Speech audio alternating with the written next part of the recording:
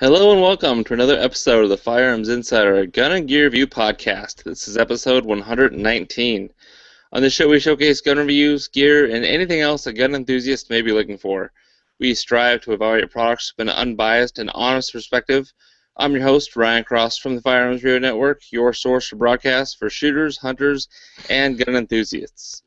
This week I have with me Tony, Chad, Rob, and Steven. How's it going, guys? One at a time. It's going great. I knew that was going to happen. Yeah, everything is wonderful good. here. Next. I've certainly got no complaints. Yeah. Steven, what did you do in guns this week?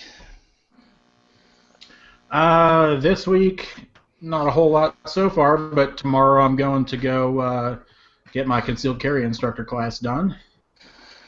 So that'll be a 2-hour drive for a 6-hour class and another 2-hour drive home. Sweet. Sounds like you're going to be getting some 5-hour energy in there, huh? Oh yeah, that's the plan. Yep. How about you, Rob? What have you been doing?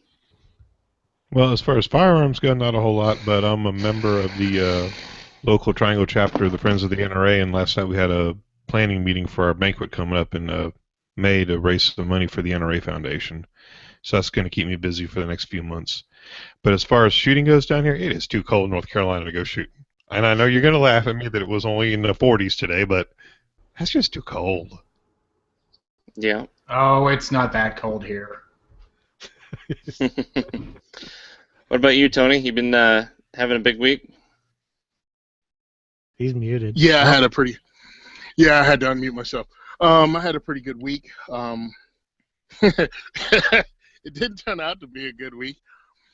Sean and I had scheduled a Russian gun day for Sunday. And what it is a class we give. We bring out all our Russian firearms and run down on it, tell people how to use it, and then we have a fun day at the range with people shooting our guns. No one signed up for it. We couldn't figure out why until somebody informed us it was Super Bowl Sunday. Since neither one of us are sports fans, we decided to go up and check out the Great American Outdoor Show, and that's when I decided to go vendor to vendor and try to get them to support the Second is for Everyone diversity shoots. I had a lot of luck, and hopefully it will work out for me this year.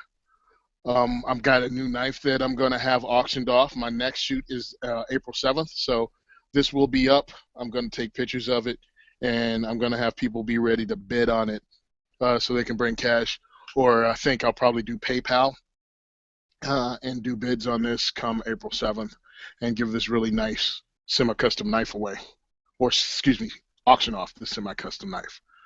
So that's pretty much been my week. I have no idea what I did Wednesday because I forgot. I had the Second is for Everyone diversity shoot Thursday, so I didn't go to the range Wednesday like I usually do. It was a blast. More people than ever. I had 60 people out. NRA ILA came out and spoke. Bear Arms Podcast, John Willett, he also set up the New Jersey's first Second Amendment conference. He came out and spoke. We had Concerned New Jersey. I continually forget the name of this group. What it is we're trying to get rid of the justifiable need in the state, and that's this whole group's function. So we got lucky. We had some good speakers. We had a bunch of people. We even had a couple of anti-gunners come out to my event first time. It was awesome because we had pretty much Second Amendment Teachers Lounge of New Jersey there to educate them. And no one was rude to them. Everybody was nice to them. And it ends up we converted them. So we converted 2 anti-gunners. They met up with me afterwards and said, thank you for having this event, and when's the next one? Nice. So I think what I'm doing is working.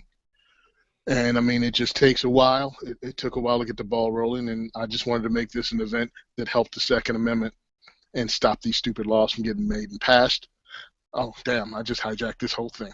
Sorry. That was my week. Thanks a lot, guys. I'm gonna revoke your plug at the end of the show if you keep going on like that. Yeah, I was going to say. Save it for the end, brother. I have to go after that. Jeez, I might as well just quit now. Well, no, see, now you've got some good news. Did you, the last week you announced something that you had won? Or? No, I haven't been on since I was I was on This Week in Guns when everybody was at SHOT Show. So I got to hang out with Jake and harass him. And then, well, about a week and a half ago, it'll be like 2 weeks when this podcast released, I went to a sportsman's banquet, and of course, I win a gun. You know, it's a Savage 11. It's actually the youth model in 243, but the youth model means it has a 20-inch barrel, and the stock's like an inch shorter. So I went and shot it. Got to find some loads that work for it, and so, you know, the luck's working for me again, so I should have a bunch more guns down here in the next year after I win them. Yeah, it's a good excuse to start loading up some 6mm. That's right. That's right. But I think it's going to end up being like a varmint gun because it didn't like the 100 grain. So I'm thinking with the twist rate, it'll like something lighter, like 70s or 65, 75s. That would definitely do the trick on what do you got, ground squirrels down there, coyotes? Yeah, we call them sage rats, but they're a squirrel in eastern Oregon. Jackrabbits, coyotes, you know, you name it. We got hippies. It. Yeah, hippies.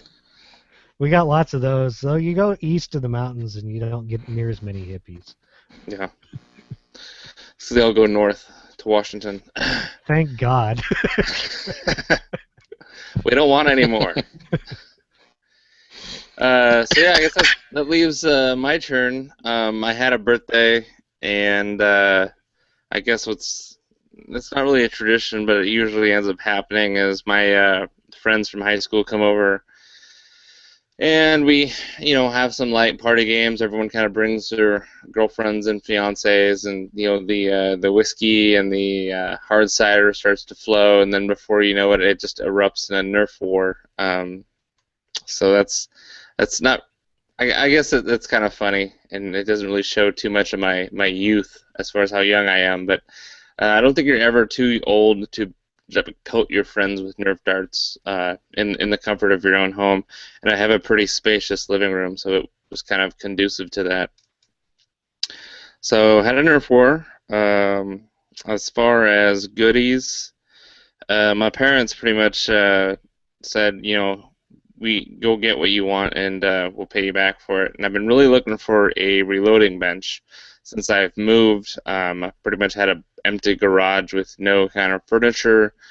So I wanted to get my reloading set up out of storage and up and running again. So I've been kind of doing a lot of research on reloading benches. You know, I could have built one, yeah. I'm sure there's a lot of you listeners are thinking, why didn't he just build one, get the lumber and do it? I'm not too much of a craftsman, and I probably wouldn't have it very level, and I'd tear it apart and redesign it, that kind of thing. So what I ended up doing was just checking out local, Harbor Freight Tools, which of course was very underwhelming. I looked at some like the Husky stuff at Home Depot, and it didn't have any storage, and it seemed kind of pricey for what it was. And then I just happened to go into Lowe's, and in their kind of tool/garage section, they had, I guess they carry a lot of Cobalt stuff. Well, they had this Cobalt workbench, that was either stainless or powder-coated black, about 45 inches wide by 36-inch deep wooden bench on top with 3 drawers, and it had an integrated power strip kind of built into one of the side panels, so you can basically plug in 3 things, and then it had 2 USB ports on there too, which I found kind of odd. But hey, now I can charge my phone on my workbench, which is pretty nice. So it's only $199. The stainless version was an extra $100, so $299. But pretty much the same dimensions. It was just used stainless components instead of powder coated. And I did notice that the top bench part, the surface, on the more expensive one, it actually looked like it was wood wood slats that had been glued together. And the version that I got just had kind of MDF particle board wood surface. So I thought for $199, I'm going to go ahead and ditch the particle board. And I bought a sheet of maple, really beautiful grain maple, for like $50. It was a giant sheet. Got it home, traced the top bench surface on the maple, and then I had plenty of extra to actually make a bottom piece, because the bottom kind of shelf is just the sheet metal, and it does got like an inch lip on all four sides. But I actually cut a piece of that maple to fit perfectly on top of that to add extra strength, so I can put like heavy ammo boxes and more heavier items down there and not worry about warping that bottom shelf. And then of course the top shelf is now got a nice wooden surface that I can drill and mount my press to, my vise to, any kind of tools I need.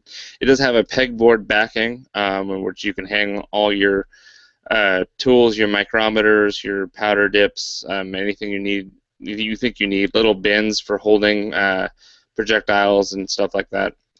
And it even has a top kind of, what do you call that? It's got a fluorescent light bar that's included, but it also has basically a top section that's like a little hood that you can open up and keep extra tools and stuff in there.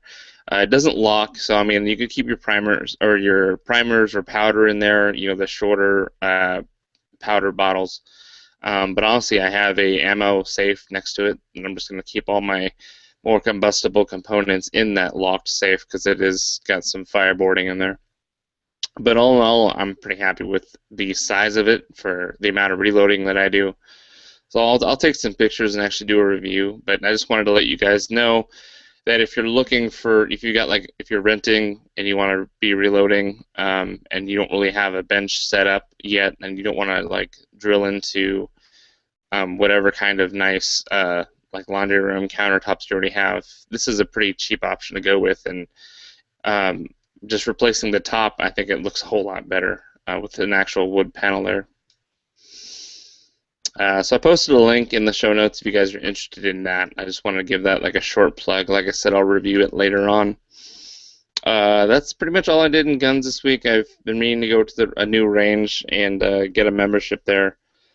But I just haven't had time to yet with, things going on and setting up that bench and doing a bunch of woodworking there as far as cutting up the top, staining it, and I'm going to put a urethane coat on those wood surfaces for protection. But yeah, and trying to make money now that I'm doing my freelance gig full time.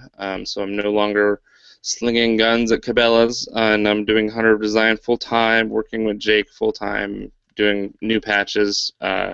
So that's kind of a good segue into the bandwidth sponsor for this podcast is Patriot Patch Co. Check out the new patches we added for pre-order. We've got I call her Vera, Firefly themed patch. So I painstakingly recreated Vera, the sci-fi gun of Jane Cobb from the series Firefly.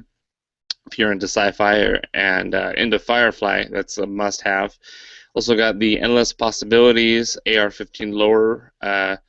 So it's kind of interesting patch that not a lot of people know that's pretty much the foundation for making one of those scary black rifles. But everyone that's in the AR-15 Builders Club knows that iconic shape and kind of a little nod to each other as you wear that.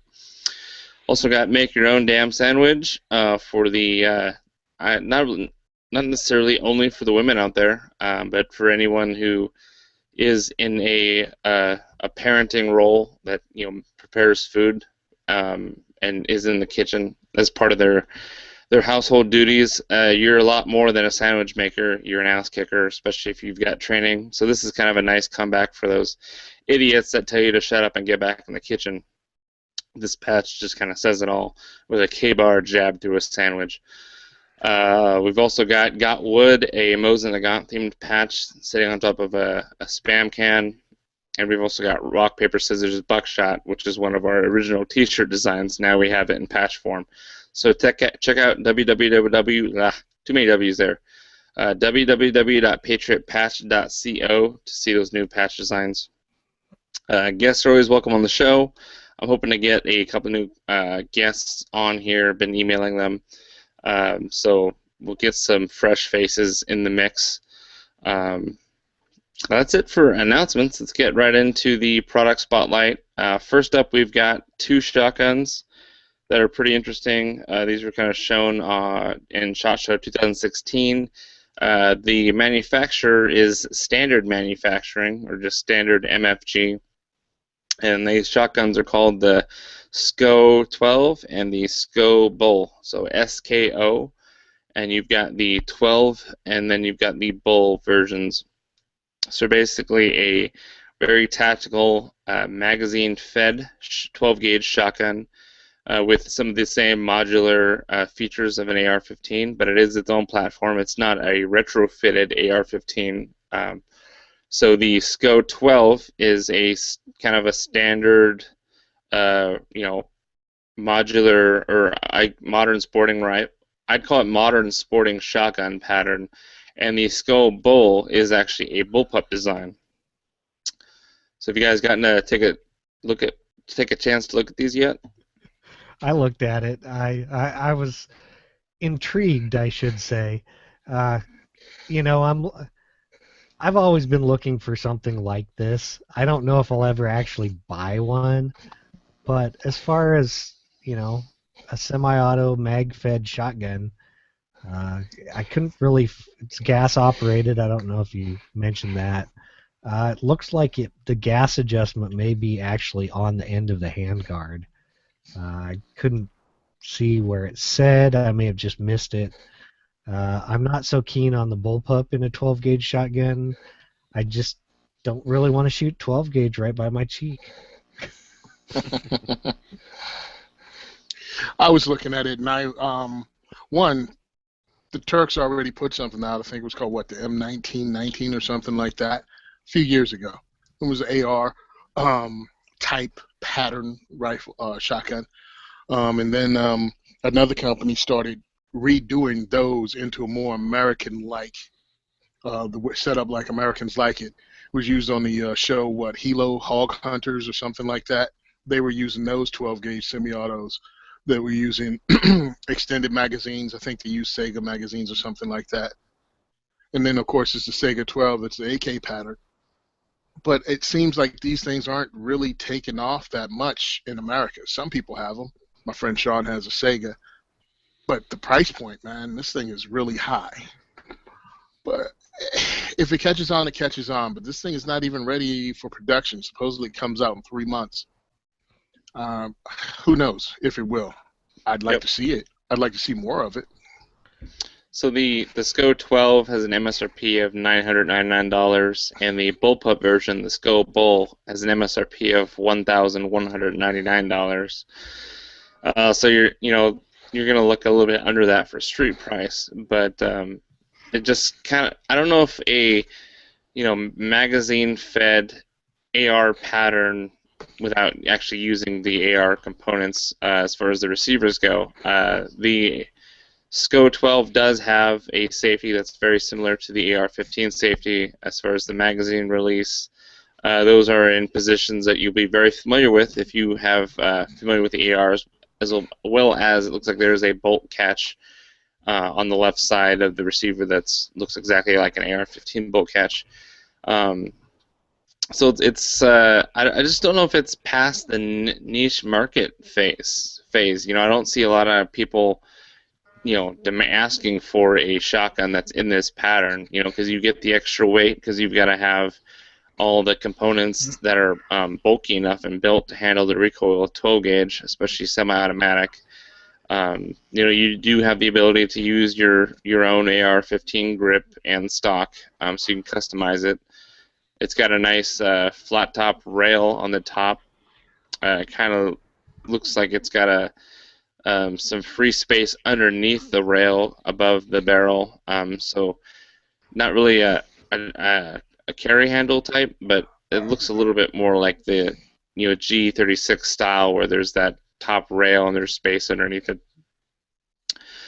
But yeah, it uses the 5-round detachable mags. I'm sure it will take larger magazines too. Yeah, they said it comes. Go ahead. Maybe 20. Yeah, they had 20 round, magazines for it also, and Yeah. they said it also those 20 rounders fit in the 12, the bullpup. How you got a 20? Now I know what the Sega 20 round drum looks like. I have no idea how you're gonna fit 20 rounds of 12 gauge under your armpit.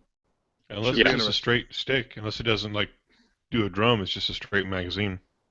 Yeah. How long is that gonna be? Big. And it doubles as a monopod. Right? Yeah, you can use it as a Exactly. ski. Well, I mean, Yeah. they've already got a. Somebody's already making a AR pattern 12 gauge shotgun. The name of it just slips me right now, but those aren't that popular. Because I go to my gun shop, and every time I go, they're the same ones there time after time after time. Black Aces? Or no, Yeah, not might Black be it. Aces. Black Aces tactical. Well, they've got the takes- mag-fed pump shotguns. Yeah, they and make mag-fed pump shotguns.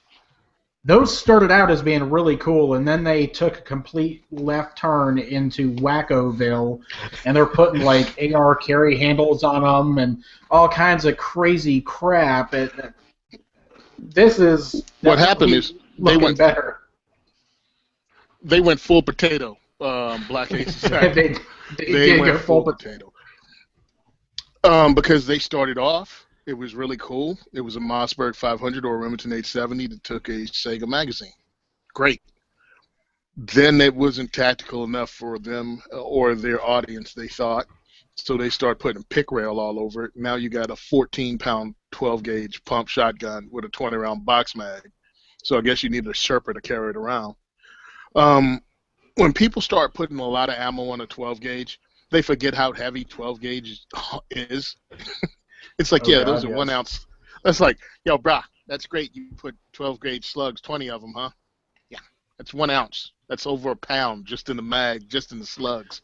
Yeah. Stop. And that's just the projectile, not that's the including projectile. the actual cartridge itself. Yeah, and you got to shoulder it.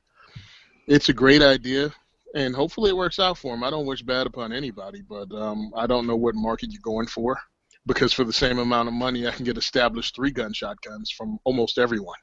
Well, I'll tell you where it actually does fit in, and it's like everybody's been saying, it's a super duper niche market, and that's like international, like bodyguards, private security teams that travel all around the world doing stuff.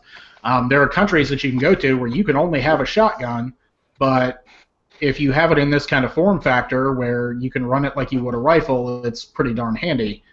But other than that, it's fun. It looks like a lot of fun. Yeah, I mean, think- it's awesome if you want to create an instant minefield or a claymore mine. Yeah, you hose down somebody with a bunch of 12-gauge buckshot. It does say, get the hell up off me. Well, I mean, to me, this would be something. It's like a more of a toy gun or something to have as something. Just I got an extra $1,000. Okay, I'll buy this AR shotgun. Like a range toy. Yeah, Jackrabbit. $1,000 range toy. Yeah. So some people roll like that. Go ahead. I was just saying, some people can roll like that. It's a Yep. $1,000 Jackrabbit gun. So the bullpup's still in its prototype stages of development, but they said that it'll be going into production in the next few months. Like I said, they did have these at the last couple SHOT Show. The last year's SHOT Show, they actually brought the DB12 out, which is, you can kind of see some similarities. And if you're wondering, who's American or standard manufacturing, if you go to their website, you're going to see all their information on their DP12 shotgun, which actually I could see as being kind of handy. It is a double barrel shotgun that's pump actuated. It's got all the rails and tactical edginess that you would expect from thinking of these two newer examples. But I can see that being a little bit more successful, being with the Keltec KSG, and I think there's one other double barrel, double mag tube feeding designs that actually got a lot of momentum. Yeah, Utah's. The Utah's. So those there's more of a market for because of the smaller, compact design. Yes, you can still hold a lot of rounds in there, and there's pretty complicated mechanisms to get those to feed properly, especially if you want to stagger the tubes, have one with buckshot, one with slugs, or vice versa. but because of its smaller design, it looked much more like a CQB type of weapon. Whereas these guys, being a little bit more longer, they look like they're more of a mid to long range encounter type weapon, except they're shooting a 12 gauge. So unless you're flinging slugs at somebody and using a red dot for accuracy, they're still kind of only limited by the range of the round. Not saying that 12 gauge wouldn't pepper the heck out of somebody at 100 yards, but that's kind of where you're limited to. Is that DP12 still only available through Cheaper Than Dirt? No. No. No, they finally opened up because no. I bought one in my local gun shop, so yeah, it's Okay. they're out there. Yeah, because I don't care what they sell. If it's Cheaper Than Dirt, I'm not buying it. Sorry, they ruined their name. Yeah. I don't care. But I I'll know say there this: was a lot of controversy about that earlier on when it got released. no, they're out there. I mean, So, Rob, you got one? Yeah, the DP12. Yeah, and I'll tell you, if you pick the DP12 up because the receiver's a solid chunk of aluminum they mill it out of, it's got heft to it. And what I mean by that is if you pair that next to the Saiga 12 or the Utah shotgun, you can tell it feels more like a shotgun. I mean, it's one of those that you feel like if you ran out of ammo, you could whop someone upside the head with it and legitimately not break the darn thing. I mean, it's got heft to it. Yeah, I've handled the KSG and I've handled the DPS-12. DPS-12 feels more like a real shotgun. Yeah. Now the thing with the DP12 is it's the actual shotgun that they really need to put on The Walking Dead and Fear the Walking Dead because it's a double barrel shotgun that you can actually legitimately rack the shotgun. Whereas every time you gun that goes. Yes, it actually goes. But the thing about that is if you want to do the stagger stuff with the tubes, each time you pull it, each time you rack it, it pulls 2 rounds out of the tubes and loads them up into the barrels. And it fires the right barrel first, then the left barrel. Then you rack it again to put 2 fresh rounds in there. So if you want to do the buck slug thing, it would be bucks in one tube, slugs in another, and just fire whichever one's in the right tube would fire first. You know, and I've looked at that with the Saigas and stuff, and I'm not real keen on, let's load one in one tube and one in the other tube because switching back and forth would be kind of difficult during a stressful situation. I'd be more inclined just to rack and load, or just rack and shoot. If that's the only reason you want a shotgun, then go with a pump. Oh, no, it's not. Yeah. Well, that's what I'm saying. Like, if that's your criteria for getting a shotgun, then get a pump.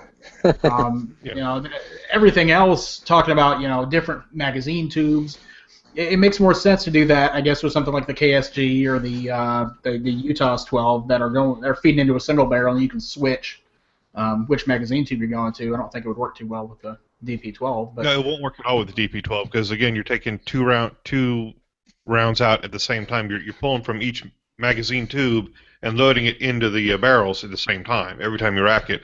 What I was just commenting on, like the Saiga 12 or the Utahs, there's a little switch you have to flip if you want to change which tube you're feeding. And to me, I'm thinking if you're in some kind of a stressful situation, I want to shoot a buckshot now, so let me flip the switch so I can unload the magazine or unload the chamber and then chamber in a buckshot.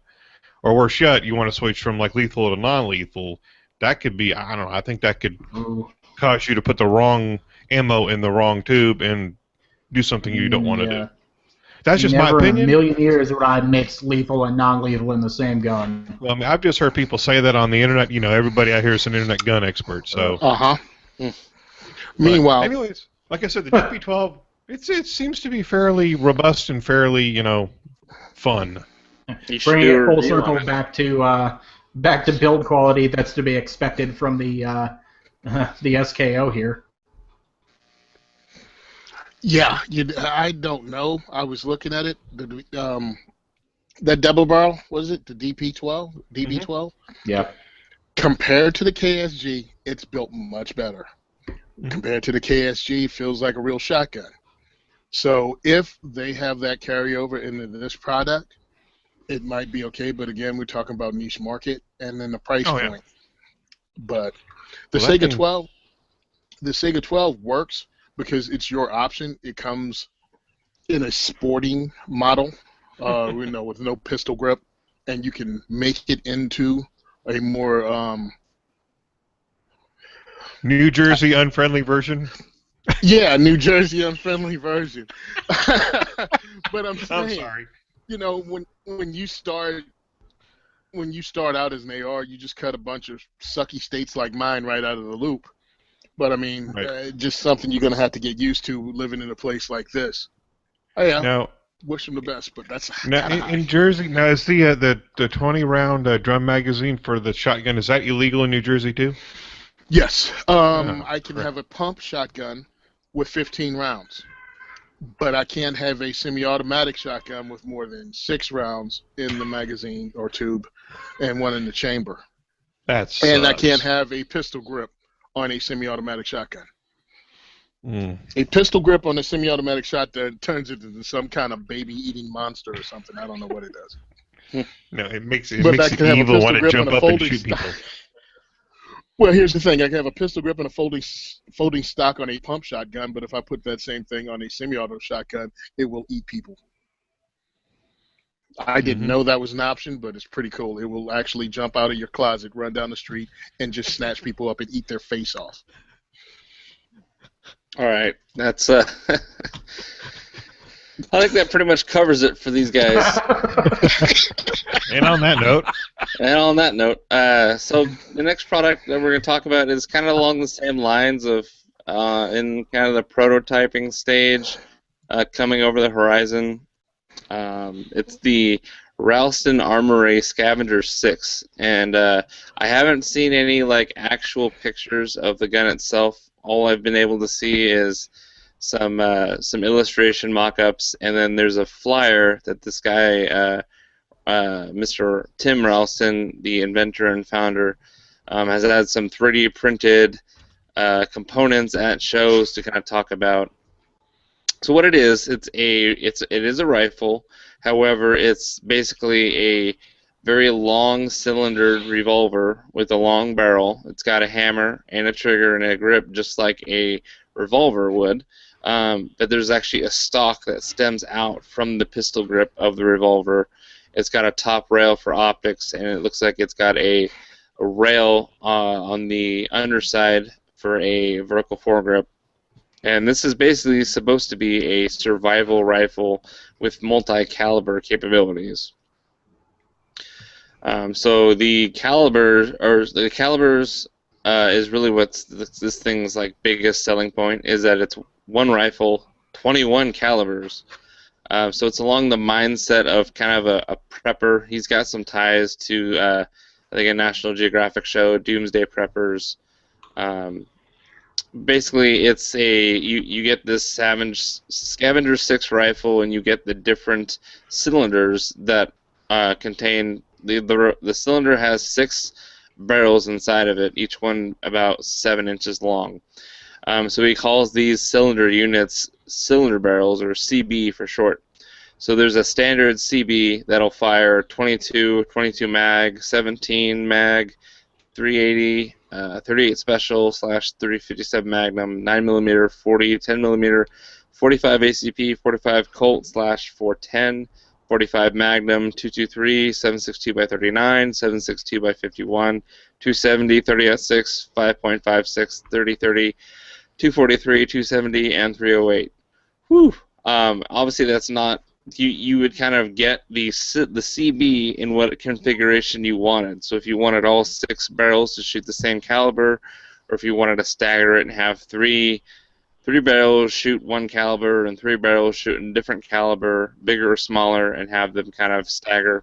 There's also going to be a survival CB that'll shoot just a different configuration of all those.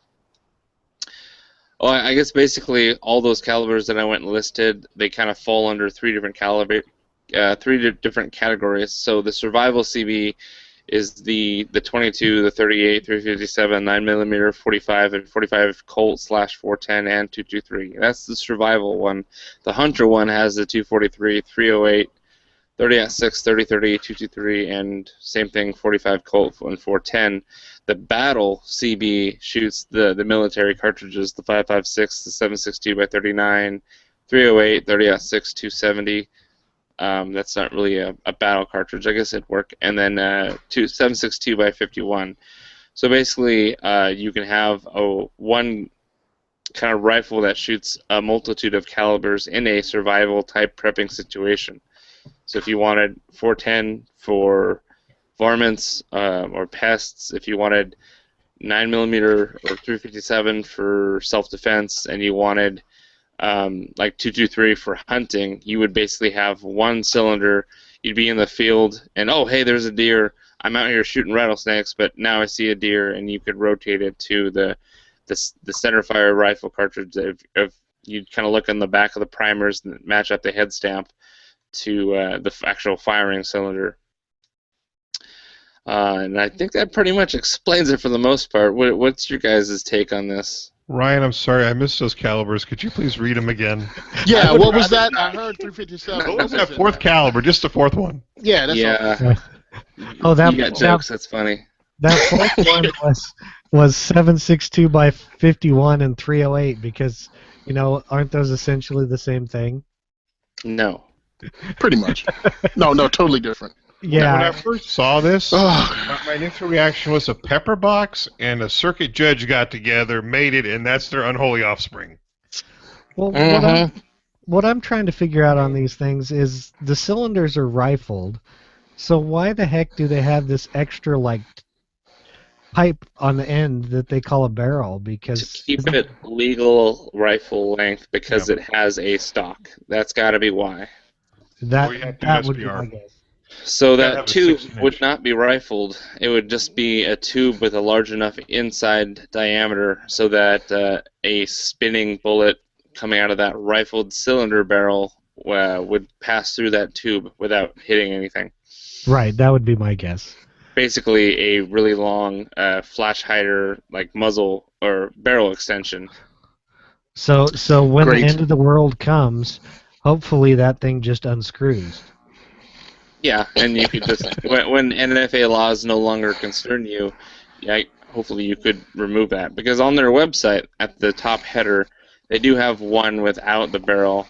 It looks like a video game gun. Honestly, it looks like some kind of gun from I don't know a Western / sci-fi game where you could modify it and add all these parts to it that don't normally belong. I could see it being. Actually, I would love to try one, actually, because I like revolvers, and I really like the idea of being able to fire it from a rest and shooting from the shoulder and having a good cheek weld for accuracy. The whole legality of our government and how that makes it a short-barreled rifle is kind of what keeps me from getting into that. This could combat that and be very popular. However, I don't see why it would be necessarily practical to have more than 2 calibers on a cylinder. So you could very well, stagger it, have 410/45, and then have something smaller like 22, just for that duality. I want to shoot varmints, and I want to be able to take larger game. I don't want to shoot larger game with 22 long rifle. I don't want to waste more valuable ammunition like 45. Or 223 on pests. So that's why there's shotgun and rimfire combination rifles out there. They've been around forever. This is just kind of a very modern and I would say fantasy point of view on that. Well, the other thing is so it's got a 7-inch rifled barrel. Would you really want to shoot a 308 out of that 7-inch barrel? Yeah. I mean, why not? Have fun, brother. Yeah, exactly. I think the whole thing is interesting. But truthfully, how much is this going to cost? How much are the extra cylinders compared to just having a semi-automatic lever action or even brake barrel 22 or even buying the Excalibur that he invented? I mean, really. And then staggering the rounds with how many different impact points per cylinder? How do you aim that? You know what I'm saying? Yeah, that's a very, very valid point. Obviously, your point of impact for 2 different rounds are going to be way off. If you hope to have accuracy out of a 7-inch barrel with 5.56 and yet maintain some kind of relative point of impact with .45 ACP, that would be you would need 2 optics on there, one calibrated for each caliber. It would be interesting. Well, you can just use the next one up. Yeah, Put that pretty optic much. on there. Yeah. Or maybe you can have an talk offset about- sight all the way around it. Yeah.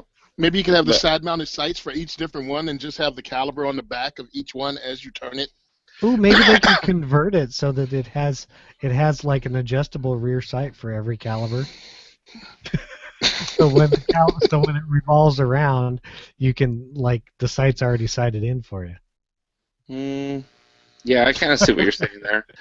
Well, it's 7 inches long. I mean, you could have a front sight post and a rear sight post for each cylinder and have that rotate with the gun. Yeah. Yeah, I don't know. I see it's a great idea, but truthfully, they said the cylinder is the serialized part. Yep. The only thing I see cool about it is you can order all, depends on the cost, you can order all different cylinders, which is really what, just threaded tubes, a threaded cylinder. And then, yeah, you can have 5.56 all in one cylinder that you keep in storage. And if you run into a cache of 5.56 or you run into a cache of 357, you have something to be able to shoot it. I kind of get that. But again, depending on the cost, and Thompson Center or various other companies, H&R, don't they have various break barrel things that all you have to do is just keep switching out the barrels itself and you'll have a single shot? Yeah.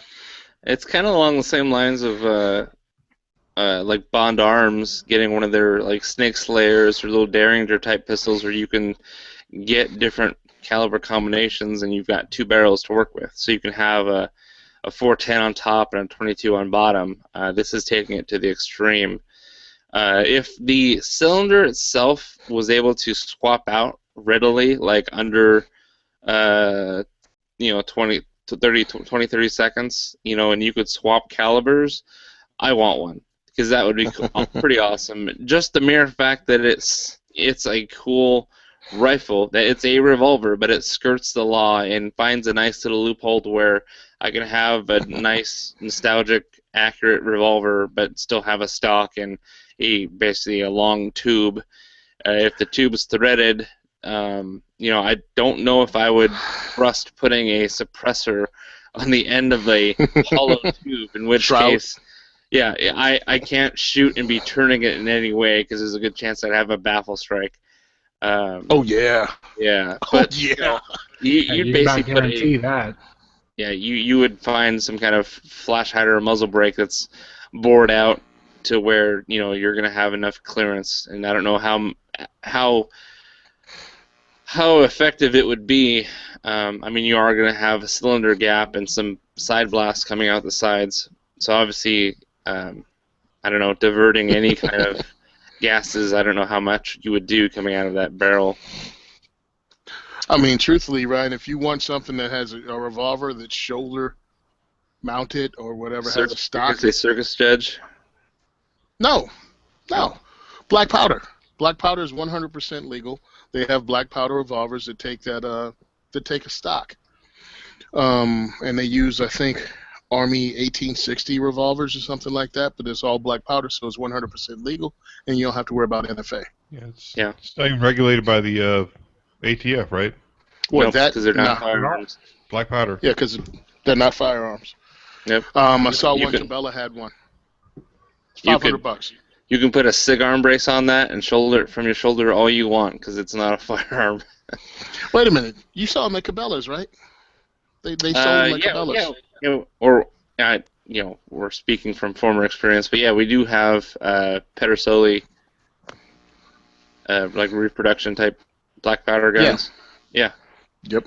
That was another one. Yeah, I saw it, and it was like, man, $500 is a lot of money to do that, and still worry about having sympathetic ignition and blowing all my fingers off. Yeah, I mean, I think this. I would love to see this in person and get a closer look at it because it just is different, and I think that if you were able to get the combination that you want, even if I could just get one caliber in each, I think it'd be pretty cool to have on its own. because everyone has their calibers that they like to shoot. So there definitely has a niche market. I mean, if you are a prepper and maybe you want to just get 5 or 6 different of these CB cylinder barrels, and so you can have, in case you come across a stash. There's kind of this mentality is that if the world's ended, you somehow survive in your bunker and you emerge to the surface after the nuclear fallout has kind of settled, and you're going to be scavenging police stations and Walmarts and people's caches for ammo, and you've got to be able to have a rifle that shoots everything because you never know what you're going to find. You might never see 9mm again, or okay, let's be honest, you probably won't find 40 Smith & Wesson as much as you would 9mm or 45 at that point in time. But say you were to find a batch of 45 Colt from a since zombified single action shooter, well, you could use all the ammo you found in his man cave in your gun. So it's comical, but I guess it serves some sort of purpose, whether it be more fantasy in your eyes than a possibility. I don't know. Instead of this thing, I would rather see them bring back the Medusa revolver. Uh-oh. You got me on that one. The Medusa revolver, it could chamber all the 355 rounds. So this revolver, you could run 38, 380, 357 Magnum, 9mm. I think I'm missing a couple out. 9x21, something else, and it would run all those rounds, no problem, rimmed or unrimmed. It would eject all of them reliably. It was expensive as high holy heck, but I tell you what, if I could get one of those with a 7.5-inch barrel and put a stock on it, that would win the day. Yeah, that sounds way better. Yeah. Yep. I found a link to it. Yeah, I took a look at it. Yeah, the M47. 25 different calibers. Isn't that crazy? So obviously there's no MSRP because it's still kind of in the prototype stage. But Ralston's going around to shows and kind of trying to drum up some interest in this firearm. So I'll be keeping an eye out for it. Hopefully in the next year or so there's a working prototype that appears at a SHOT Show. But it is very much an interesting. I kind of half expect Nerf to have a Nerf gun in this design because they've got their whole kind of for kids the zombie prepper line. Everything's got it's all plastic. Let's face it, but it's like wooden and duct tape in their design to kind of make it look like an apocalypse gun. It looks a little bit like Vera. Yeah, a little bit. So it would look like something that they'd use in Firefly. And you could put any kind of accessory you want on that bottom rail. Obviously, a vertical foregrip, it being probably over 26 inches overall from end to end, is okay. I could see that, you could replace that with maybe a bipod or something like that for rested shooting. Out of your 7-inch barrel. Out of my 7, yeah. It's got a sight on it. Has a Picatinny on top, so you can put, I don't know, maybe a dual tactical sight on there or something like that. From Kruger. Oh, yeah, Jesus. we've got Tony keeps trying to drop hints. We've got another experimental type prototype, kind of off the wall site we're going to talk about in the Tech Gadget or App segment. So I guess that's kind of the theme of this episode is kind of off the wall designs, unofficially.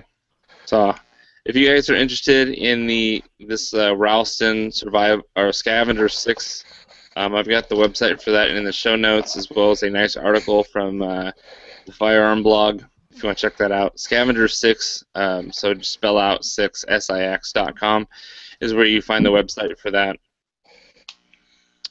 So Next up, we're going to get into the main topic. I've actually got a review. I know it's been a long time since I've pumped one out. I've got several products that I'm kind of testing and reviewing, but I've just kind of been sitting on these Surefire flashlights for several months now, and I've ran them on all different kinds of firearms. I've carried them in my pockets as part of my EDC. So I think now I've used them long enough. I've even used them long enough to require changing out the batteries. So I think you probably shouldn't do a flashlight review until you've had dead batteries at least once. So these are the Surefire G2X Pro LED flashlights. So I've got two. I left one at my parents' house, but I've got this it's not flat dark earth. It's called Desert Tan.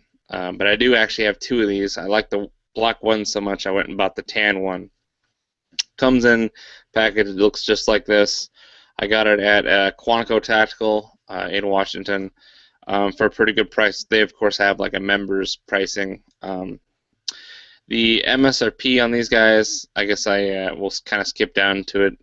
It's $70 MSRP. You can get it at Brownells for $63.99. I think I paid somewhere in the 60s for mine. It's a dual output LED flashlight is how you'd classify it. And I was kind of hoping TJ would have been able to join us today because I'm not like a real flashlight aficionado. So if I said anything like glaringly wrong, he would have been able to like snap at me and correct it. But hopefully I don't do too bad of a job. So the Surefire G2X Pro LED flashlight, dual output. So you've got a tail cap on the end here.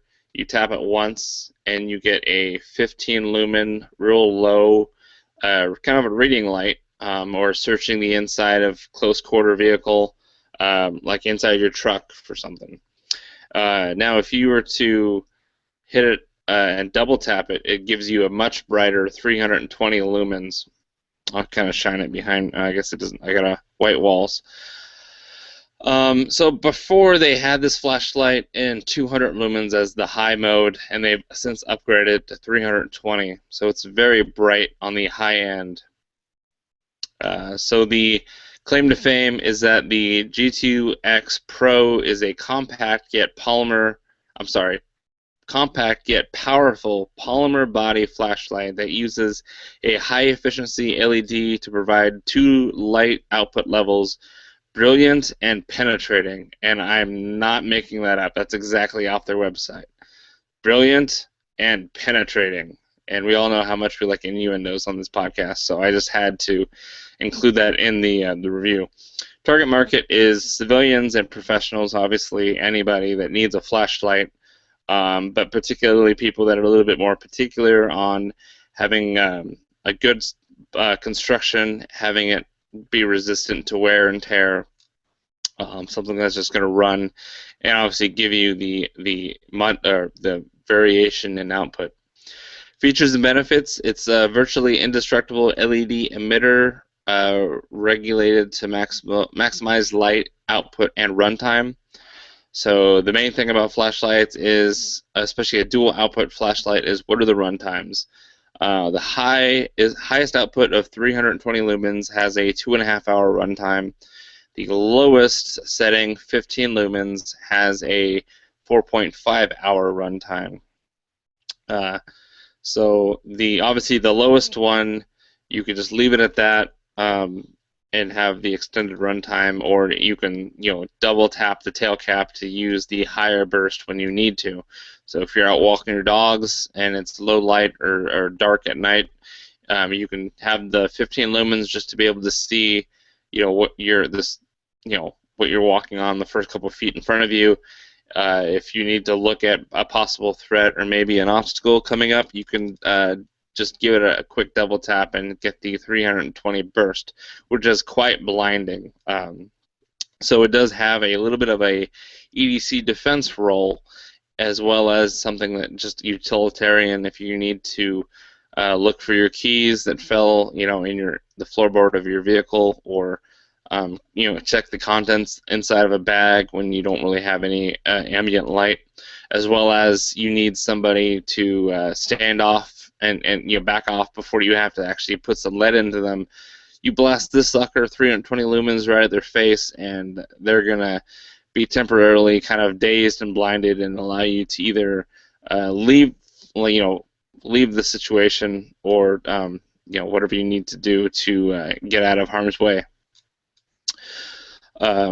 The precision micro-textured reflector creates smooth, optimized beam. So I'll see if I can get this close to the camera. The reflector on the inside is actually very nice. It's not like just solid chrome. It does have a very nice beam pattern.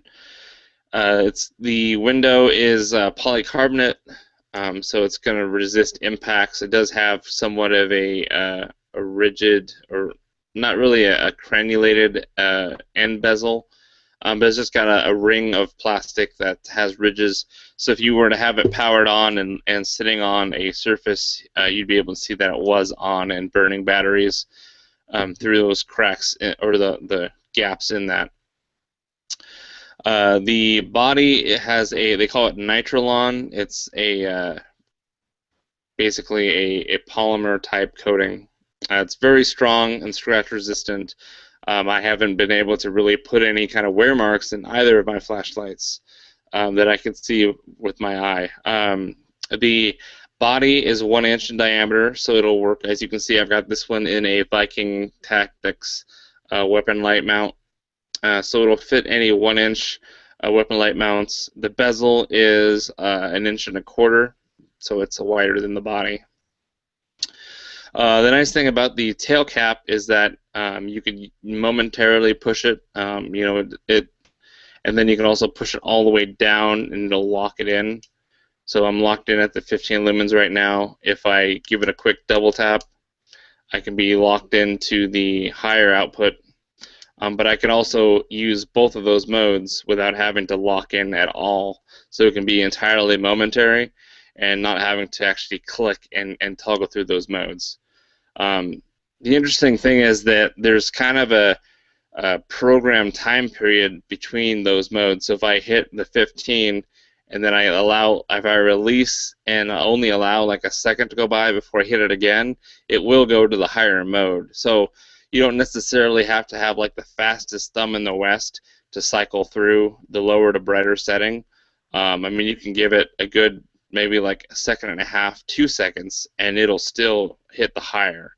So I almost have to wait 1, 2, 3, like 3 seconds in order for it to go 15 lumens off and then 15 lumens again without jumping up to the 320 lumens. So I find that's actually really nice once I've gotten the hang of it. I can obviously hit it really fast and get the brightness that I need. It always defaults to the 15 lumen setting first. And if you need more, you just kind of give it another quick tap. But like I said, you don't have to fully depress the button. You can just kind of let off and then push again. It does have it's weatherproof. It's got O-ring gasket sealed. They do have what they call the Surefire lockout setting, to where I can loosen the tail cap, give it a couple turns to where the contacts aren't making a full circuit with the battery, and I can press it all I want and it's not going to go off. So it kind of gives you the ability to kind of put it on safety, so you're not going to wear out your batteries inadvertently, especially if it's in your luggage maybe, getting shifted around. Those guys over at the airport baggage claim, they're throwing your stuff around. You'd hate for your light to get tapped on, and in as little as 4 hours, your batteries could be toast. You could back it out and then not have to worry about it using a battery inadvertently. So what it uses is 123A batteries with a 10-year shelf life. It comes with them, so it actually comes with the Surefire branded batteries, the lithium batteries. 3 volts for high drain devices. So I always like to use Surefire batteries and Surefire lights because you could cheap out, just use the Duracells or the Energizers, but you're kind of doing yourself a disservice. What other aesthetic options and finishes it comes in? Comes in 4 colors. So you got black, you got desert tan, and obviously, this being me, you all know me, I'm very particular about if it says flat dark earth, it better be flat dark earth. And obviously, being the Magpul fanboy as I am, I kind of say Magpul's flat dark earth is the one true flat dark earth, and no other FDE should exist that does not match the Magpul products, just because they have the sheer volume of product family out there. If it doesn't match the furniture that's Magpul branded, it just looks goofy. So this does not match FDE Magpul furniture. It's a little off. It's a little bit like it's actually a little bit lighter in overall tone, but it does match this Viking Tactics, their FDE or Desert Tan mount perfectly. Like they look like they're made almost from the same polymer as far as the color goes. So that's great, but neither of these really match Magpul or my FDE Tavor, which that's with IWI, that's a whole other thing. I'm really particular about color, and that's the only reason why I bring that up. But they do have black, they have this Desert Tan, they do have forest green, which I've never seen. I can't tell you if it's closer to foliage or Ranger green or OD green. And then they do have bright yellow, which would be more for safety. If you dropped it, yellow would be more of a high-vis color to recover your flashlight. So reviews, what others are saying. We've got a couple user reviews. These are off the Surefire website, and I think I grabbed one from Brownells. First one says, I have older G2s prior to the recessed click tail cap. The ability to activate the light for momentary or constant without having to turn the rear cap is very handy. I also appreciate the 320 lumens over the older 200. This is a very robust, bright light with an excellent beam at a great price. The next review says, I've owned a number of Surefire flashlights. Best darn flashlight ever made. The problem I seem to have is every so often it grows legs and runs away. Even though I purchased lanyards, they still seem to get away from me. All kidding aside, I love the products and am a firm believer you get what you pay for. I use them day in and day out, so much I wore out and requested a replacement switch, fully expecting to pay for it. To my surprise and delight, I received one in the mail in a couple days at no charge. Now that's what I call a great company that stands behind their product, hands down the best. So I do have, it does come with some literature, obviously a little flyer about their other lights that they have. So there are other products, suppressors and hearing protection and stuff in there. There is a read before use. These high output lights do get very warm and produce heat, so they're basically telling you to keep it away from children. Do not place an activated flashlight against any combustible material or a part of the human body. Just in case of any kind of burn warnings. And then there also is kind of a warranty card. It's just Surefire's no hassle warranty. So they warranty all their illumination tools and knives and pens, etc. So the free from defects in workmanship and materials, including any LEDs housed within for the lifetime of the original owner. Will repair, replace, or refund your original purchase price of these products at our discretion.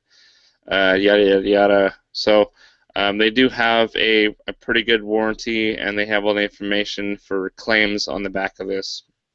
So it does have instructions, just kind of tells you, what is the tail cap, what's the body, what's the LED bezel, how to lock the tail cap out, maintenance. Just wipe it with a clean, dry cloth.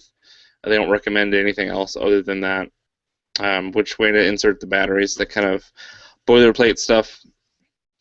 So, like I said, the price point's $70 MSRP. I've got it for $63.99 at Brownells. A lot of times, if you go to like a cop shop or somewhere that supplies law enforcement and military, they'll have Surefire products. Most likely, they'll have this on the shelf right now. My rating, I gave it a 7.5 as good. So it is a very nice flashlight, but I feel like there's a couple of things missing from it that, even though if they brought the price point up by a few bucks, would have been a lot more handy for this to be a true multi-purpose flashlight. So first off, with the pros, very durable construction for tossing it around, dropping it, or just carrying it in your pocket along with other items. This is a perfect EDC flashlight with some caveats of features that I would have liked to see it have. I'll mention that in the con section. The fact that you can toggle the tail cap button momentarily or press it down to lock it down is a very nice feature. Sometimes, you just want to do a quick scan, the whole telegraphing your position thing when you get into defense and having a flashlight and using it at night in a defensive scenario. You don't want to have it locked in and telegraph your position. You might want to have it momentary on. It's very advantageous with having the 15 lumens because in your house, it's not too bright, so you're not going to have this blaring fog light on one end of your house that kind of alerts everybody to your presence because that bounces around the white walls and stuff like that. Also, it works very well with weapon light mounts. Obviously, I've got it on this Viking Tactics mount. The black one, I'm actually using a Voltor QD weapon light mount. I'm going to review that probably next. I love that thing. It's awesome. It's bloody expensive, but I kind of like it better than this Viking Tactics, which I don't think I'll review just because they're just, I don't know, plastic and chunky.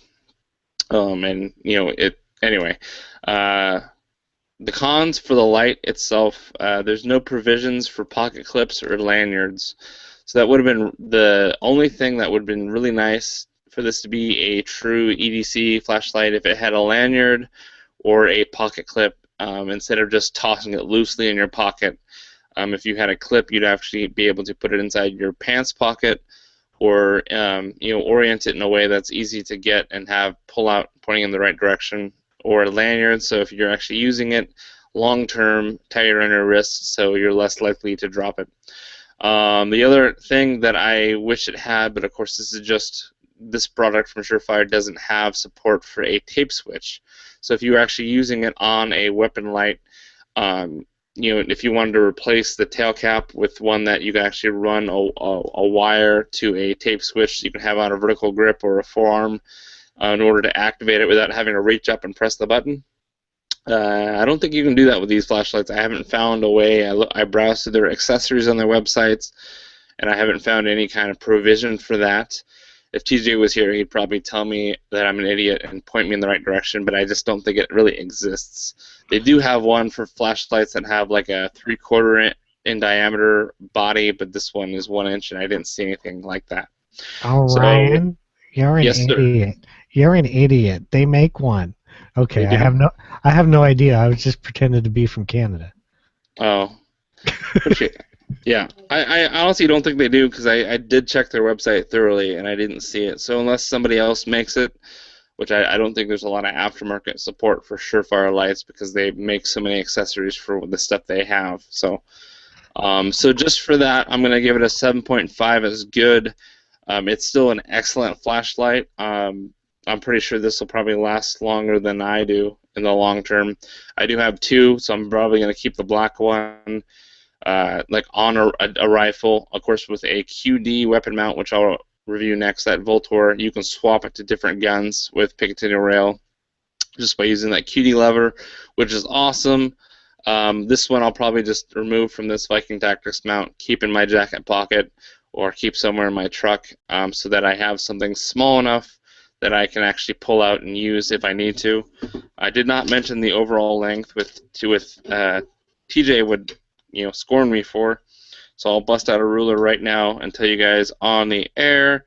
It is 5, well, including the button itself, it's about 5 1/4 inches. Not including the button, you're closer to 5 inches on the dot. Hey, Ryan. What's up? Is the black one longer? The black one is not longer than the tan one, you sick. Just asking. It's a legitimate question. Okay. It does look cooler, though, so I'll give you that. Yeah, that's pretty much my review of the light. Do you guys have any more questions? Yes, Ryan, that review is very deep and very, very penetrating. Yep. It probably would have been deeper and more penetrating if you'd have reviewed the black one. Now, Ryan, Yes, sir. If you send me that light that the desert tan or whatever, I'll hook up my pressure switch to it and see if it works for you. And it's a surefire, just pressure switch. Or you can send me the pressure switch, and I'll let you know if it works. Okay, ladies, come on now. I say you send me the pressure switch, you send me the light, and I'll let you both know how it works. So these are Yeah. these are the threads on the end.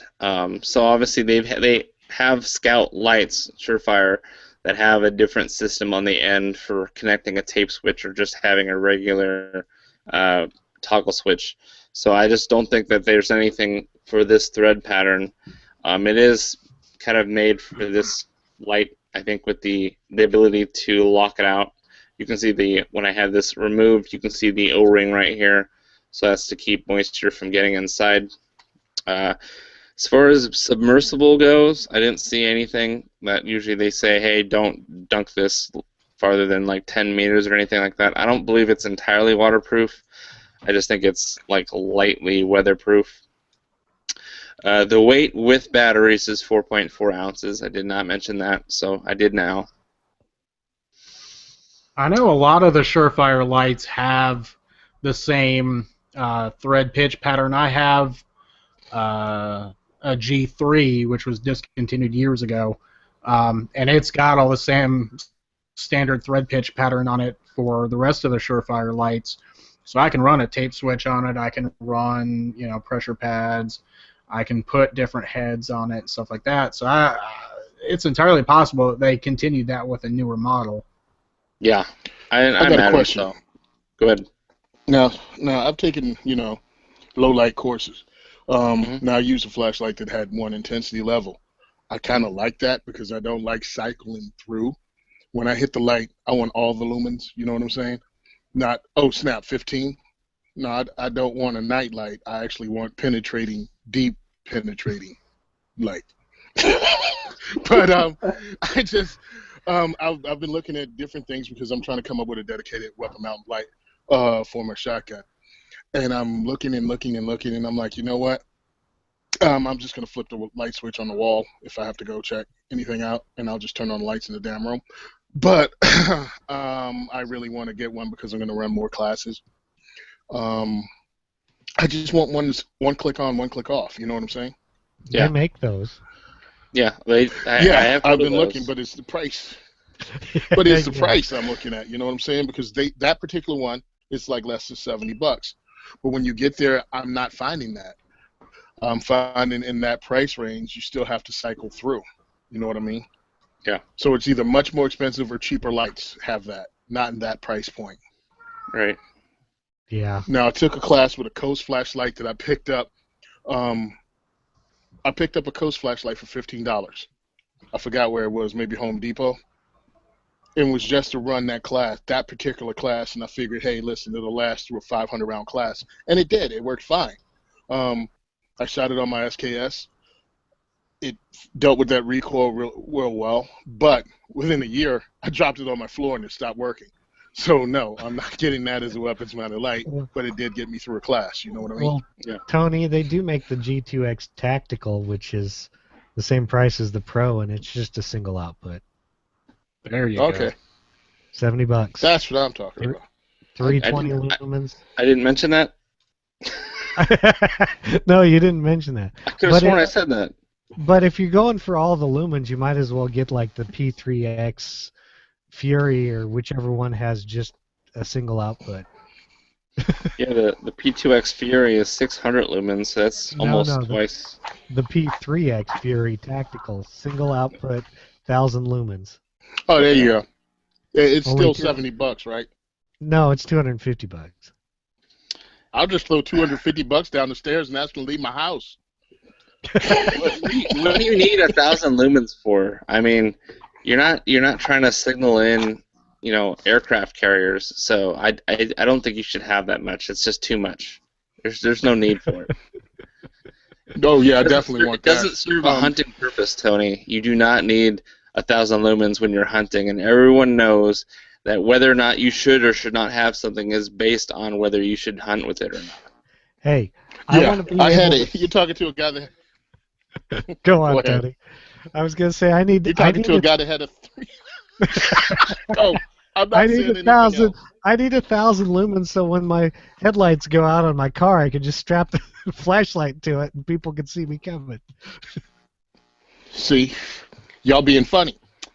As a locksmith, I've had to go find stuff. I love people because, look, they don't lock themselves out and turn on the, you know what I mean? So when I'm trying to find a house and I'm looking for the house number, well, more than likely the people locked out don't have their outside lights on, so you need a powerful flashlight so you can read the address. I had a 3 million candle power spotlight that I was using one night to find a house, and I was able to find it because I had this big bat signal hanging out the side of my lock truck. You know when they say don't, turn on the flashlight and let it touch anything? They also mean don't let it touch plastic. Yeah. So I had my brand new flashlight that I looked for someone's house, and it melted a Poland Spring bottle to it. Man, did that stink. But I found the house, and I got to use the light once. So yeah, I want 1,000 Hey, lumen Tony. flashlight. Yeah. Take a look at the Streamlight TLR3. It's more of a dedicated pistol light, but you can run it on a pick rail on a rifle, and it's in the $80 price range. Yeah, I got one. Actually, I was looking at that. Sean sells it over at Black Bag Resources. BlackBagResources.com. I was over there Sunday, and he just got a shipment in. And I'm looking going, how good a friend am I if I accidentally drop this in my bag? Nah, I won't do that. Yeah, you gave him a shameless plug, whatever. Oh, I did? I didn't even notice. BlackBagResources.com. Yep, they're real good. I got a Concealment Solutions holster for the Smith & Wesson M&P Compact with the TLR3. Really great combo, and you could certainly carry it that way and it not be too bad. So that said, let's make sure we get to the Tech Gadget or App segment, and then we can wrap up for the week. This one's, oh goodness, I'm certain to regret putting this on the show notes because you guys are going to just cut this to shreds. But it is interesting. It's definitely a tech gadget, and you guys do have some interesting insight into the history of this. I just found this browsing the usual blogs that I do. Apparently you guys, or at least Tony's been aware of it for a while now, so he's got some more insight into the history of it. But I'll just kind of intro into it. Kruger Optical makes this. It's called the Dual Tactical Sight. It's a sight that's 1 to 8 by 40. It is got a very unusual body to it. They do have a carbon fiber body on there. It kind of looks like an EOTech got exposed to some radiation and got horribly deformed. It does have a kind of a holographic type lens and hood. However, it also has a very long scope body, which allows it to switch between the reflex sight and the variable magnification scope. So there's a lever on the side of this thing that you can switch, and it basically pull up a mirror that it kind of acts like a periscope. So you're looking through what I would call like the EOTech style lens. With your red dot sight, you flip this lever and it pulls up a mirror, in which case you're now looking through the scope body that runs underneath it. It's kind of like an elephant's trunk with a cyclops eye on top, if I'm going to try and paint this picture in your minds. And when you're looking through the scope mode, you have the option to zoom in 1 power all the way to 8 power, and it does give you a different reticle. So it looks like it gives you it's a mil-dot sight. Yeah, that's pretty much the most I could cover. Just trying to paint it in your minds before I let Tony loose on this thing. Well, I'm gonna get loose before Tony gets in here.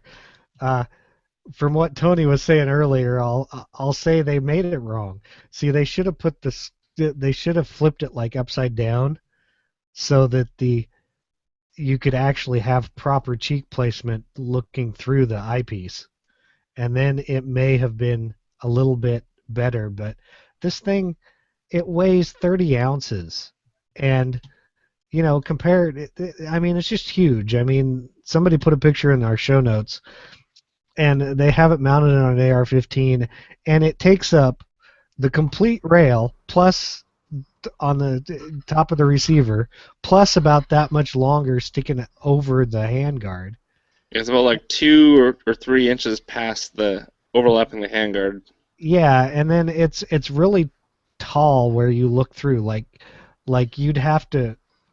I don't even think a Magpul PRS stock would go high enough to give you a cheek weld for this sight. By looking at the picture, that's what I got. So now Tony can take it away and. Have we made the obligatory EOTech dropped in a vat of Cialis joke yet? No, you should. There you go. Yeah. I'm like, what is this? Go. Steven, go, bro. It just looks bad. Man, it does. I don't see anything about this that gives it any benefit to just strapping on like a. I said strap on. A freaking Delta Point or a whatever the Triticon one or whatever on top of a 1-6. I'm looking at this lighter. thing. Any 1-8 optic, 1-6 optic trumps this thing. I got the review that was done in 2011 on AR Magazine, and they were trying to come up with positives. All right, this is a positive. It has a mil-dot reticle. These are actually its pros. It has a 1 MOA red dot. It switches intensity between a red dot and scope without moving your head. It has a slim profile that complements the width of an AR. Slim profile? It has an integrated... Yeah. The off position... Yeah, that's obviously not front and to back. Yeah. It has off positions between red dot intensity settings. So that means every time you turn it, it goes off and then comes back on at a higher intensity level. Fiber-coated construction, carbon fiber construction, low power range, combination, whatever, blah. Man, they said the scope, when you between 2 and 8, the lever sticks out of the side of the scope, so it just sticks out at an angle like a kickstand. So it's like always ready to hang up on something. The reticle itself is a second focal plane reticle. Not for that much first. money, by the way.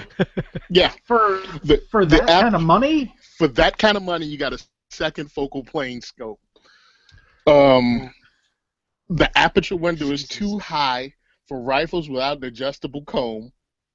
Exactly what we said just looking at it. Yep. You can't get to the elevation and windage knobs. They're not quickly accessible. It has a short battery life. It has no option for a sunshade on the objective lens because it's square. Small plastic caps for red dot adjustment screws will be quickly lost in the field. You can see that in their video. You can take them completely off and they're gone. And they're talking about precision shooting. It only goes up to 8. Most scopes are 3 to 9. This only goes to 8. And this guy says you need 10 for precision shooting. So it's not even a good roundabout, again, for this money. Precision scope. It just misses out on everything it's supposed to be. I'm going to go out on a big limb here, Tony. Uh-huh. If they want to give us one for review, I will drive up there and pick it up personally to review it. Nice. And then when now, I'm this done, is what got me. I will drive it back to them. Yeah, you're not going to keep it, huh? Probably not. Well, here's what I didn't know. It requires a 1/2-inch open-face wrench to tighten 2 nuts necessary to secure the optic to a Picatinny rail. What is wrong with these people? I mean, just everything about this is wrong. What came out. What does this do that an ACOG can't do for less money? Yeah. This came out. This magazine came out. It says display until 8/22/2011. So this thing had to be out in 2010. It's still on their site, and they still haven't improved any of this stuff. Heck, do they even actually make it? Or is that like a prototype review, and now finally they actually make it? Maybe that's I don't know. I don't know either. because they got it to do a review on a Christensen Arms rifle, and they just tore it up, man.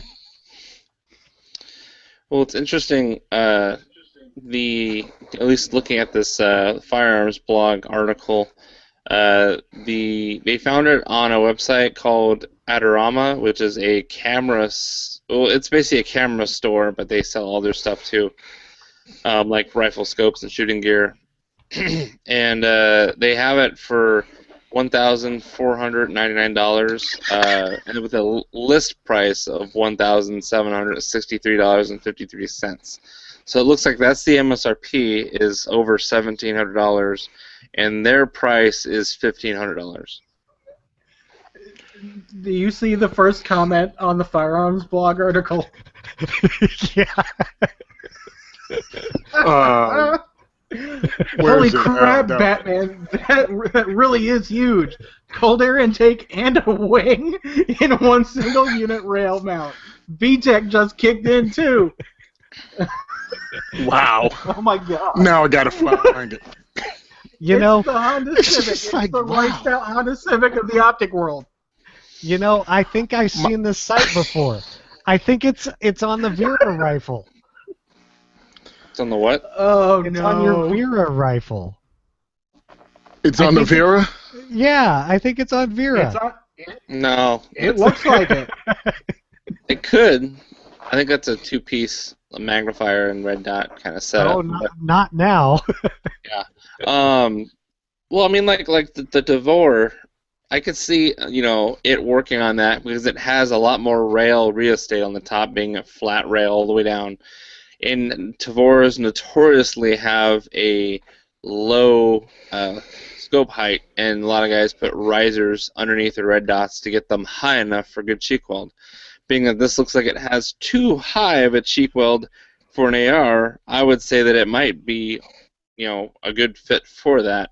But I'm not really sure that I would keep it on there. I would certainly try it, and hopefully it's some kind of saving grace for them as, hey, this works on ARs, but man, boy, does it work on bullpups really nicely. And hopefully that's the case. I always give companies points for trying to do something out of the box because it's always going to be a hit or miss game. It might be something that's just entirely too impractical based on everything that's already out there on the market, or it might just be something that shatters the mold and is the next best thing since sliced bread. I don't think that this is going to reach the latter of those two, but maybe the examples that I'm seeing of it mounted on a standard AR-15 do make it look out of place. Like it just doesn't look like it belongs on that platform.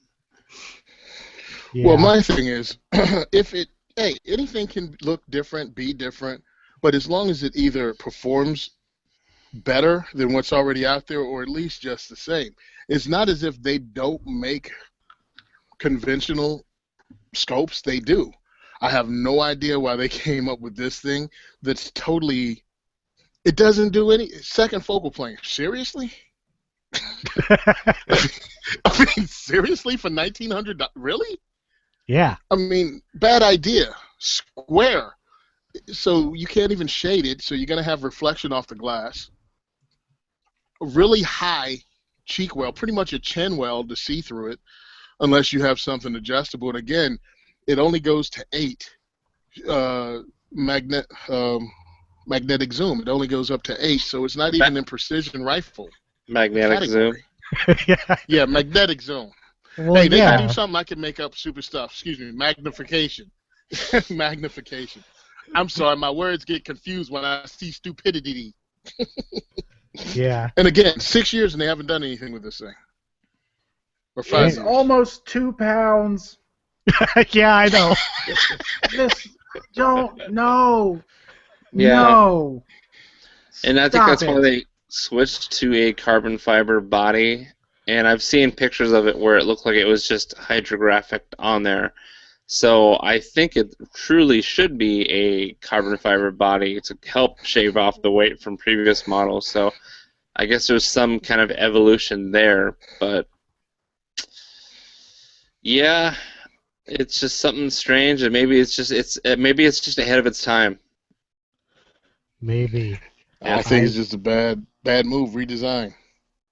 Well, they do have other scopes, so go to their website and check out the other tactical scopes, because they've got 6 to 25 scopes. They've got 2.5 to 10s. They've got a 1 to 4.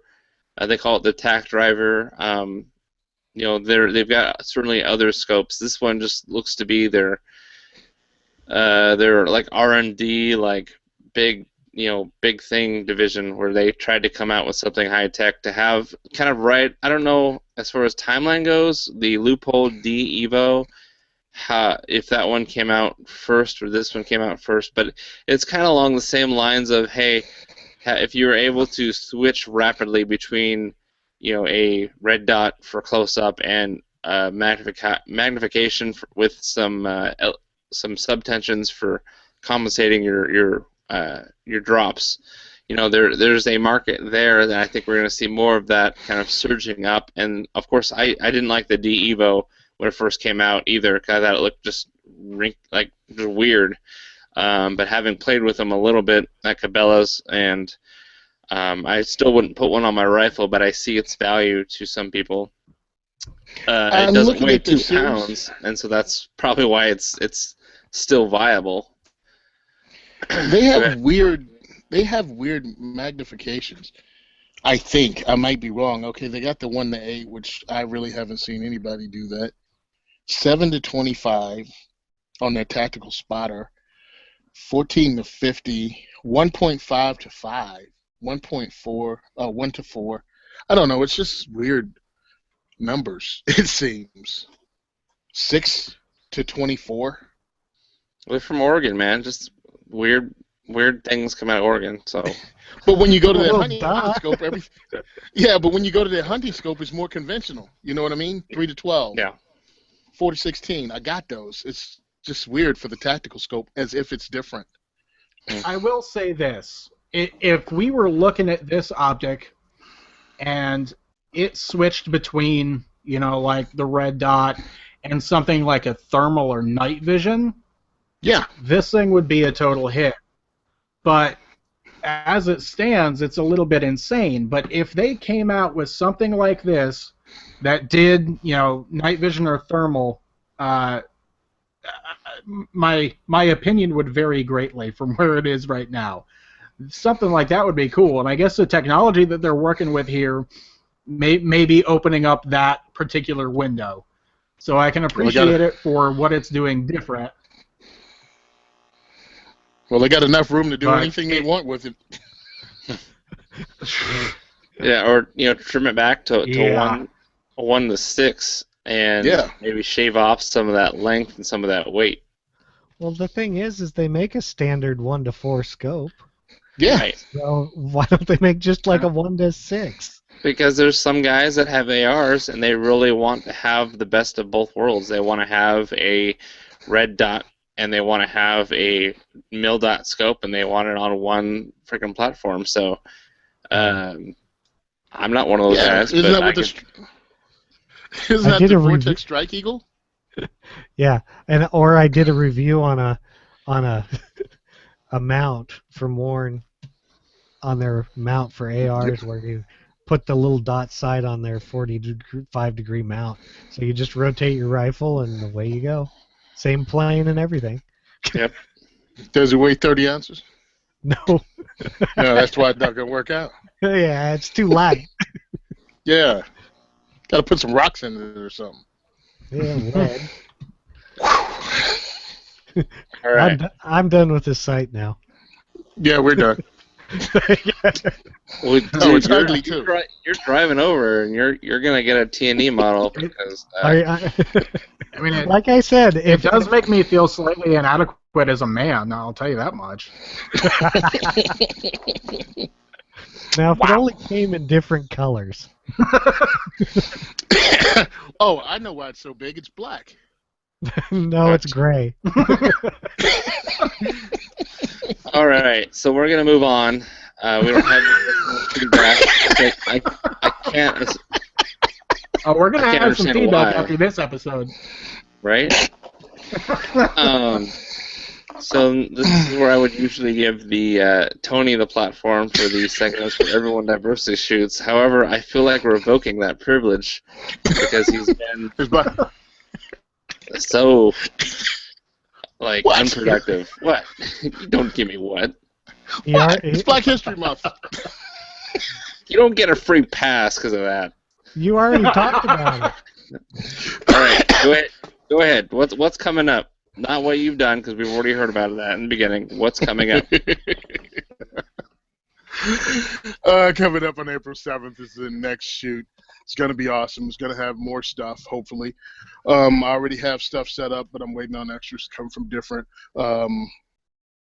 sponsors. It should be bigger, and it should be more funner. I hope to see everybody there. We're going to have the New Jersey Oath Keepers come out this time and speak and talk about their efforts to bring people in and make a difference, and also talking about how we all need to partake in the political game, the political scene. I'm going to say this again because I don't know if people pay attention to this part or not. Join your state's local Second Amendment organizations. They're the ones that are going to be able to tell you what's happening and what your local politicians are doing. Everyone gets all excited about the presidential elections, and you forget that all politics are local. President can do whatever he wants. It's the ones in your local area that really affect you, and also determine, you know what, we're not going to pay attention to what the national politicians say, and we're going to do this. Pay attention, know what's going on, and be aware, because New York passed their SAFE Act in the middle of the night. The thing they were trying to pass in Jersey gave you no provision to get rid of or comply with their reduction from 15 round to 10 round. The minute they passed the law, what you have in your hands is now illegal. You can't destroy it. You can't sell it. You can't throw it away. And you can't turn it over to the police without getting arrested. That was the law they were trying to pass. That's why you need to be aware of this stuff. When people say they're not coming after your guns, no, they're coming after you. They don't want you to be able to own this stuff. So the only way you're going to be aware is actually get notification that it's coming down the pipe. That's all. That's my whole civic moment. Pay attention to what's going on. Cool. See, I can be sirs. All right, so wrapping up, send questions or comments to myself, Cross at firearmsradio.tv. If you're interested in having your product reviewed, despite the amount of hate that gets thrown around in here, I'm obviously going to try and be as unbiased as possible. So if you'd like something reviewed, and you can contact me, Cross at firearmsradio.tv, and I will review it, or I will choose the best co-host here to review it without, yeah. Remember to subscribe and leave an iTunes review. Check out all the other shows on the Firearms Radio Network at firearmsradio.tv/iTunes, and be sure to visit the Firearms Insider for reviews and industry coverage. So thanks again for joining me, guys. I know I've tried to shame you, but I have a feeling that it just did not work at all. I appreciate your guys' honesty above all else, and I think that everything that we've said, despite it not being exactly sugar-coated at all, I think that's probably one of our strongest qualities, is that we don't sugarcoat anything, and if we don't like it, we're going to point out why. I do my best to play devil's advocate and point out something that would work on it, but ultimately, we call it how it is. I'm just cynical, so. It's because you've got kids. Well, no. Exactly. True. All right. So that said, everyone have a good night, and if it's bye, guys. Safe. Later. Until next episode. Yep. Peace. Yep.